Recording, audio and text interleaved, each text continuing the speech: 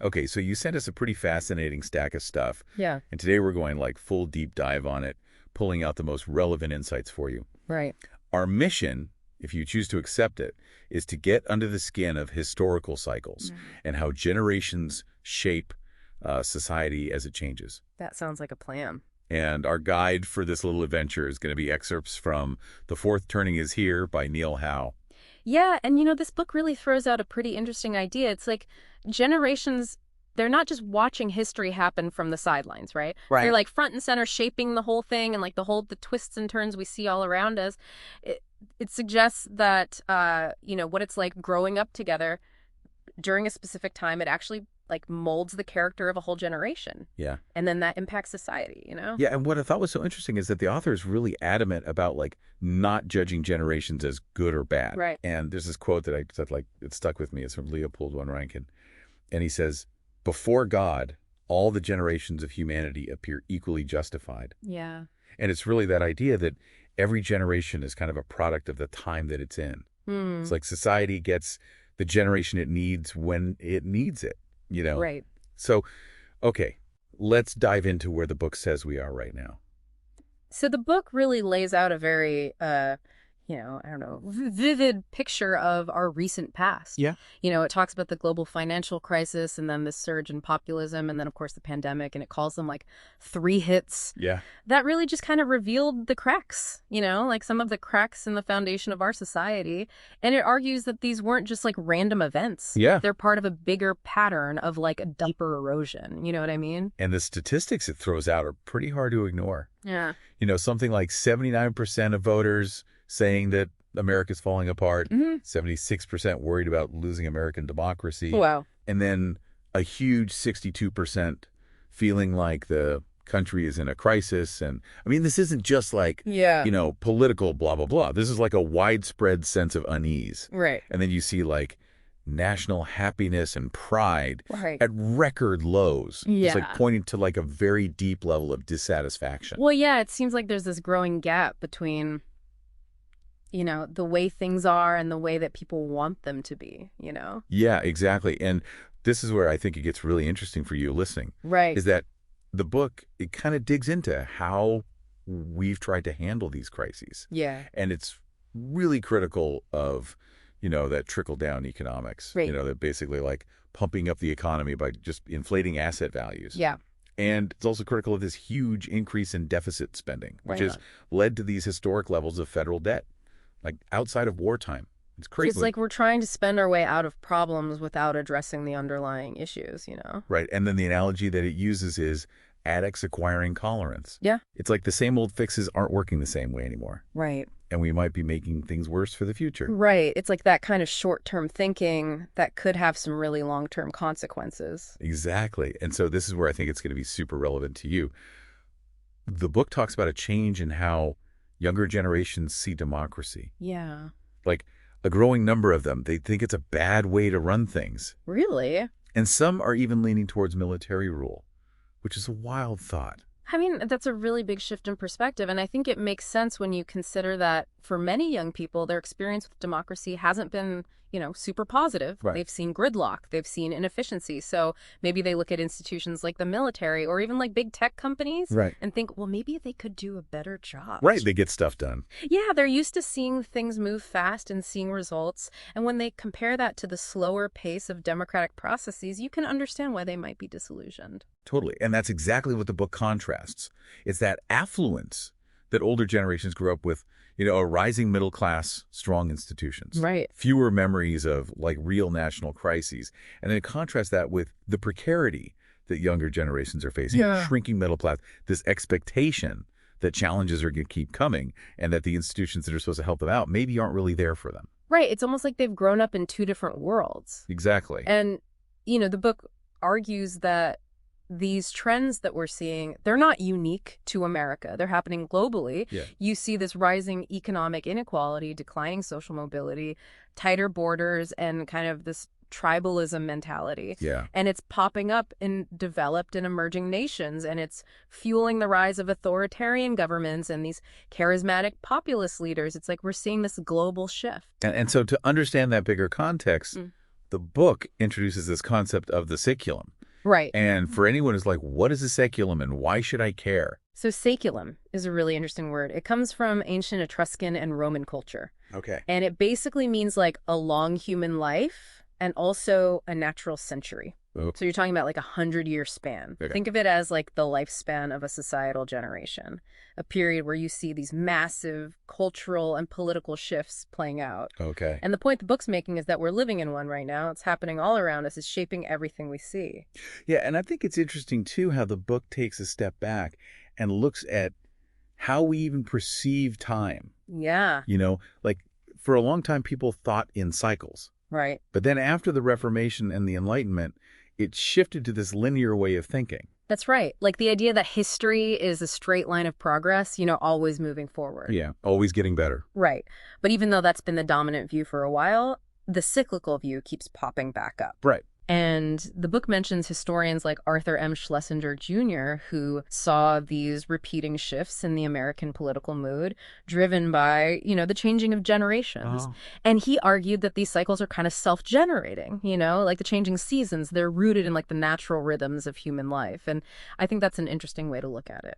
So within this like framework of the saeculum, the book lays out this specific pattern, these 4 turnings. And we've already talked about the crisis or the 4th turning. Mm-hmm. But what are the other ones and how do they all fit together in this repeating cycle? Okay, so think of it like this. There are 4 parts to the cycle. You okay? And you have these periods that alternate. So you've got the crisis or the 4th turning, and that's kind of like winter. Yeah. And it's closely connected to the awakening or the 2nd turning, which is like summer. They're like opposite forces in this cycle.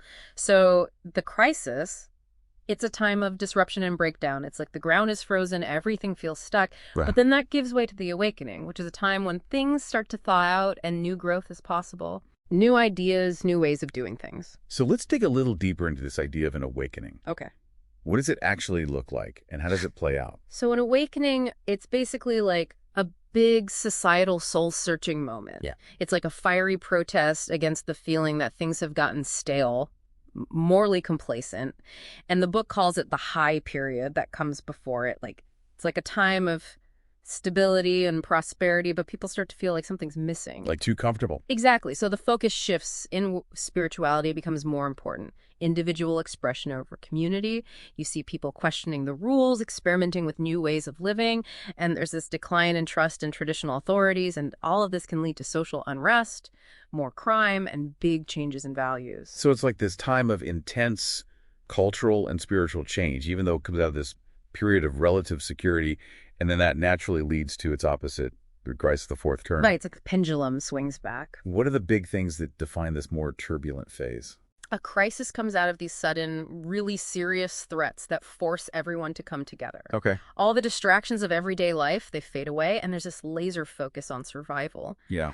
The well-being of the community's skepticism towards institutions often turns into support for authority because people are looking for someone to lead them through the storm, and you see rapid changes in laws, social norms. There are calls for sacrifice. People become less focused on their own spiritual journeys and more on what's happening in the world around them. Yeah. Families get stronger. Young people become more practical and focused on real-world achievements.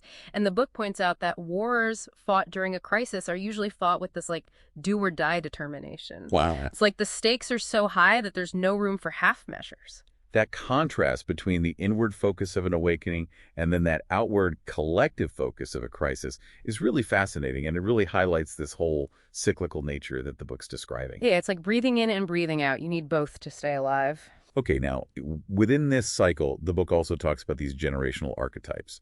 So who are these archetypes and how do they fit into this repeating pattern? So the book identifies 4 archetypes that show up in each saeculum. You've got the prophet, the nomad, the hero, and the artist. Okay. Then these aren't like strict categories, but they're broad character types that are shaped by the specific turning a generation comes of age in and like the overall mood of society at that time. Like they're born into their roles in a way. Exactly. Let's take a closer look at a couple of these. So what's the typical life journey of a nomad generation, like Generation X, as they move through these turnings? Nomad generations like Gen X, they grow up during an awakening, and they tend to have less supervision, less protection as kids. Right. Then as young adults, they often feel kind of alienated from society, like they don't quite fit in. But then during a crisis, they step up and become these pragmatic, results-oriented leaders. Okay. And later on, they become tough, experienced elders. They've seen a lot. They know how to get things done. And what about a hero generation, like the GI generation who grew up during World War II? Yeah. Or maybe even the millennials who are dealing with our current crisis? What do you think their path is going to be like? So hero generations, they're often raised in a more sheltered environment after an awakening. Okay. They tend to become team players, they're achievers during a crisis, and they kind of have a bit of a swagger in midlife, like they've saved the world once they can do it again. Right, right. And then as elders, they become influential figures during the next awakening. They're the ones who guide and mentor the next generation of prophets. It's so cool how each archetype seems to have this specific part to play in the whole unfolding of the saeculum. Right. It's like a giant play, and everyone has their role. No, the book also talks about this idea of a shadow archetype. Yeah.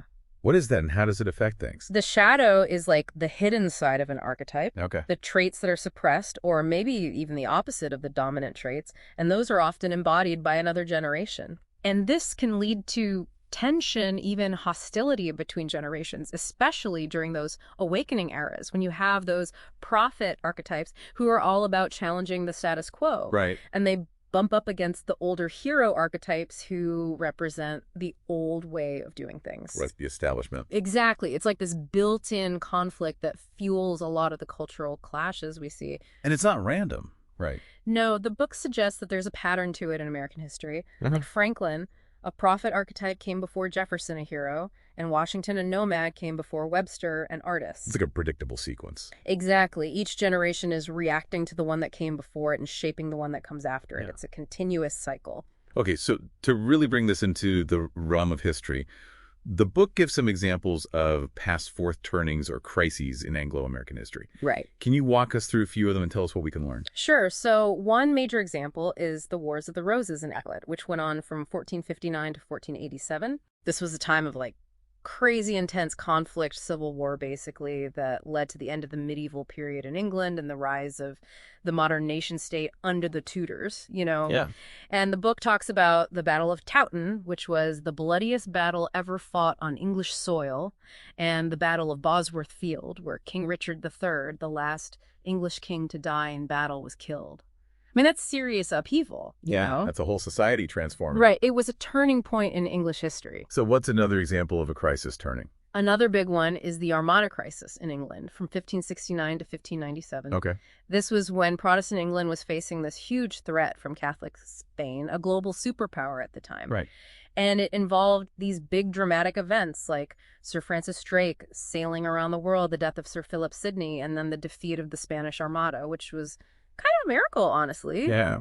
And England came out of this crisis as this rising commercial power, and it set the stage for their future global empire.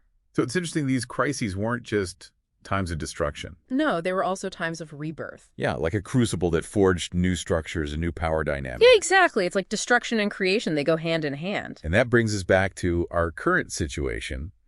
The book says that America is in its 6th saeculum, and we've been in a crisis, turning the millennial crisis, for about 15 years now. That's right. What does the book identify as the thing that kicked off this current crisis? Well, it points to the 9/11 attacks. Huh.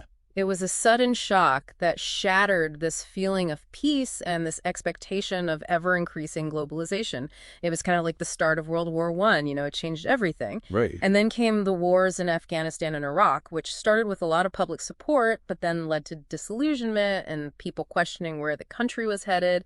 It was like a replay of the aftermath of World War I in a way. And then the book makes a point of saying that the 2016 election was a turning point within this crisis. It calls it the first regeneracy of the millennial crisis. Yeah. What does that mean, regeneracy? It means that the crisis is getting more intense. It's more volatile, like a storm gathering strength, you know? And the book points to the huge voter turnout, the strong emotions on both sides, and the feeling that politics is this battle between good and evil. Yeah. It's also pointed to the fact that more people are afraid to speak their minds. And there's an increase in this kind of retaliatory behavior. Like, if you disagree with me, I'm going to punish you. Right. It's like it's hard to have a conversation anymore. Exactly, and that's making it really hard to find common ground and move forward. It does feel like things have gotten more polarized and nasty since 2016. Yeah, and the book also talks about how that's led to gridlock in government and this rise of these really partisan groups. Right. Everyone's retreating to their own corners. Exactly. And the book brings up the Thomas theorem, which says that if people believe something is real, then it becomes real in its consequences, even if the actual threat isn't there. Right. Like the perception becomes the reality. Exactly. And that's what we're seeing with all this political tension. Even if the actual danger is debatable, the feeling of danger is driving a lot of real-world actions. And we've seen this realignment politically, too. Since 2016, the Republican Party has become more populist, and voting patterns are shifting among different income and racial groups. Yeah, the old political lines are being redrawn, and it suggests that there are some deeper societal changes happening underneath the surface. So looking ahead, the book says that this millennial crisis is probably going to end in a period of consolidation, a climax that it calls ekpyrosis, and then finally a resolution. Right. And that sounds pretty intense, like a major shakeup.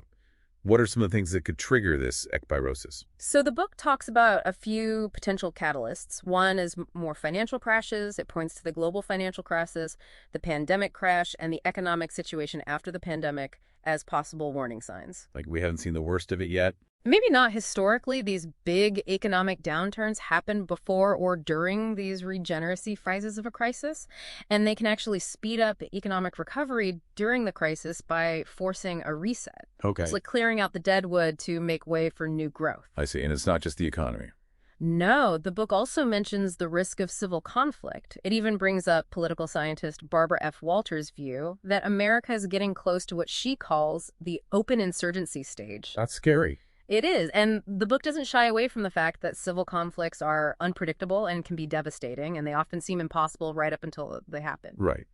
And then the third potential trigger is a major war with another powerful country. You know, we're seeing this rise of authoritarianism globally, and external conflicts can either unite a country against a common enemy or make internal divisions even worse. Right. It can go either way. Exactly. And historically, these big external conflicts have often been the turning point in a crisis. They force a country to focus and come together. So this ekpyrosis, it sounds like a time of huge risk and potential for massive change, whether it's internal conflict or external war. Yeah, it's like the climax of the story, the moment of truth. But the cycle doesn't end there. Yeah. Right?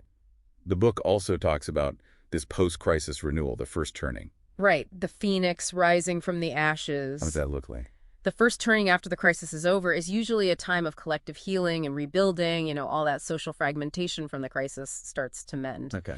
And historically, first turnings, like the period after World War II in America, have been marked by strong institutions, economic growth, social mobility, and a smaller gap between the rich and the poor.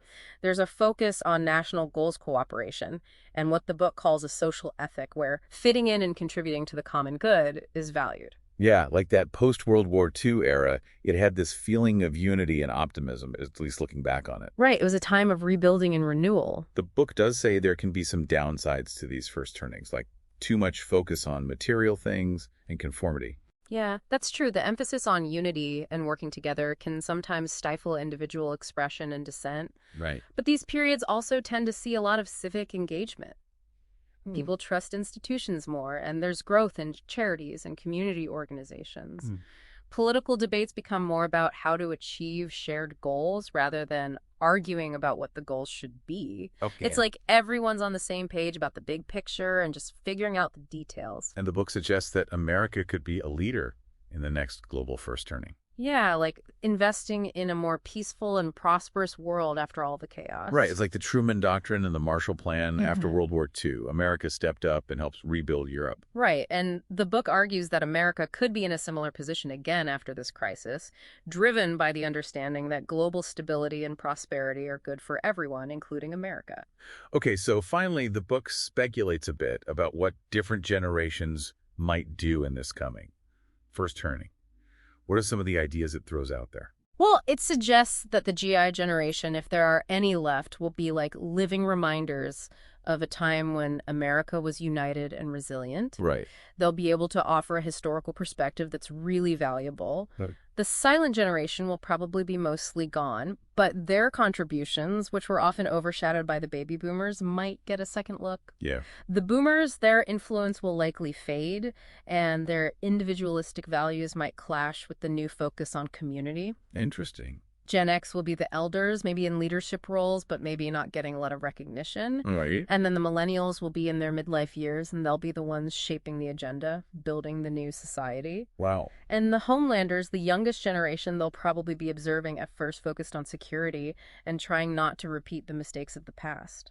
It's wild to think about how all these generational dynamics will play out. Yeah, it's a fascinating story that's still being written. Yeah, and the book really drives home this point about how important generations are for understanding history. Right, they're not just passive observers, they're active participants shaping the course of events. And this idea of the saeculum, this cycle, it's a powerful framework for understanding where we are and where we might be going.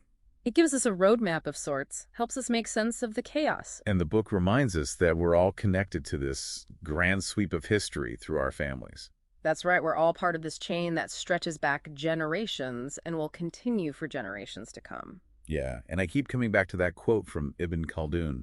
The past resembles the future more than one drop of water resembles another. It's a powerful image, right? Yeah, it really highlights how important it is to understand these patterns.